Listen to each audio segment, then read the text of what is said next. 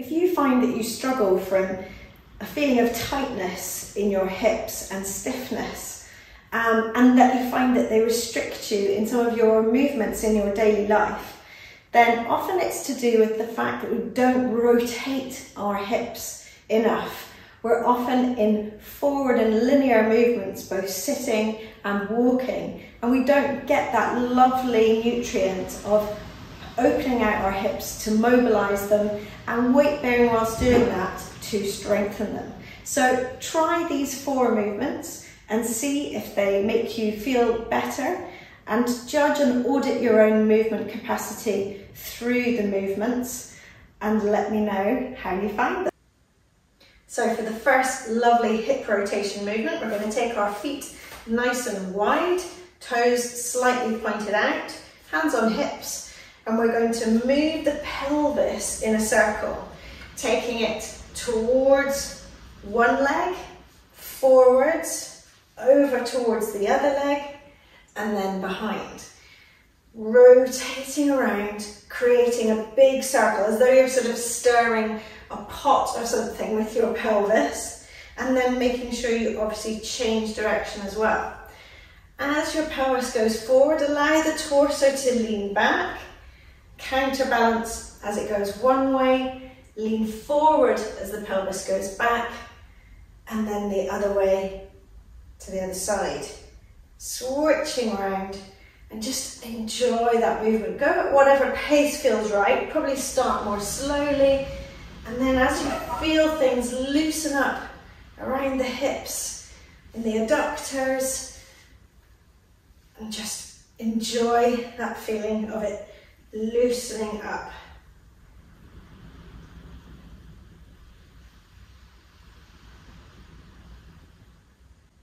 The second movement is where we're going to balance to rotate a single leg.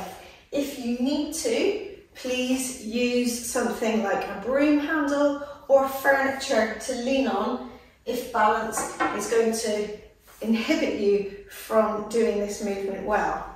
So shifting the weight in the heel onto one leg, we're then going to bend the other knee and rotate it round.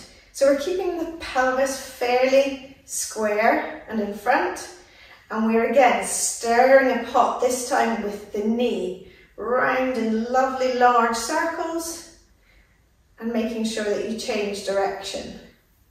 If there is some movement out of the pelvis, it's absolutely fine. It all depends on your current hip mobility. Circling around, keeping lots of core tension to stay balanced. And then putting that leg down, swapping over to the other side, setting your balance again, and then off we go, round and round. Notice, can you make bigger circles with one side than the other? Does one side feel more sort of crunchy than the other? And you can slow down through areas of the movement that feel like they need a little bit more time. Back to the centre and down. The third lovely hip rotation movement is down on the ground, so it's lower impact. This is called side bent sit reverse. We're posting the hands behind us, so gently pressing into widespread hands just behind, with the hands slightly outturned, and taking the feet quite wide. We're then dropping both knees to one side, lifting up to the centre, and then dropping over to the other side. You'll find that your knees might not necessarily reach the ground.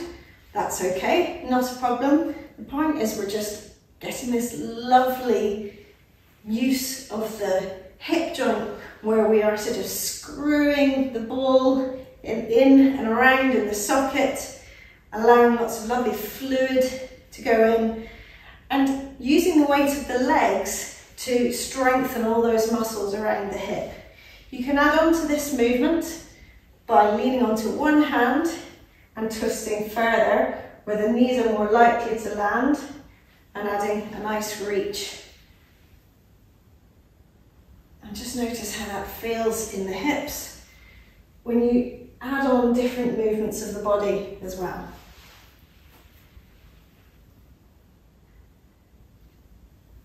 And then you can take the arms off, staying with that movement if this is too much, tilting back in the spine, leaning onto the back of the pelvis to allow the knees to travel through, counterbalancing with the arms in front to get a very different movement. Sitting up nice and tall at the end of the range. Lovely.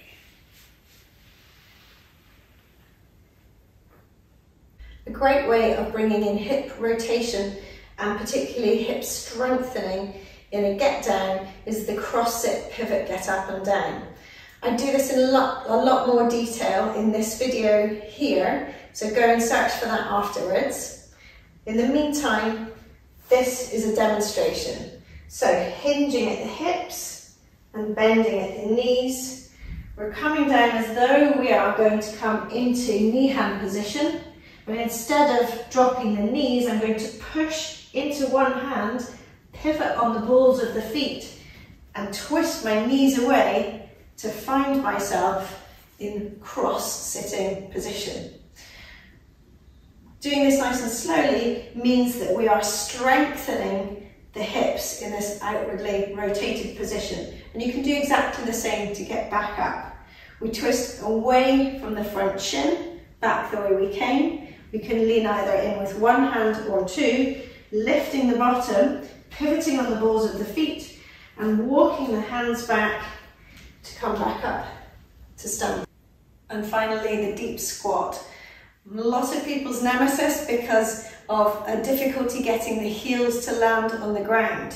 So I suggest to do this, you take something like a firm half down or a rolled up hand towel, anything that has a wedge, so that when you come into this position from all fours, knee hand, with the knees nice and wide and the toes pointed out the way, when we walk back to lift the knees and roll through the feet to rest the heels onto the half down, we can then find we can access it a little bit more easily. We're less likely to topple, and then we're getting that lovely movement in the hips.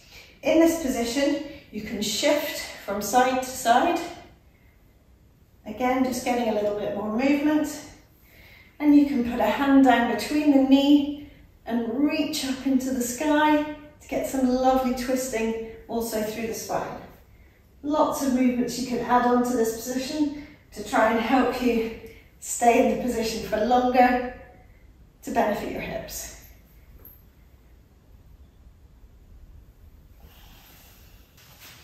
If you've enjoyed these hip rotational movements that are so good for both mobility and strength, then you'll enjoy my natural movement coaching as part of the Reclaim Movement membership. I do live classes every Wednesday, and there's a lot of videos covering hip work, shoulder work, and mainly full body movements that are very practical for daily life. If you would like to find out more, then please go to reclaimmovement.co.uk. And if you want to see more on YouTube, then please don't forget to both like and subscribe.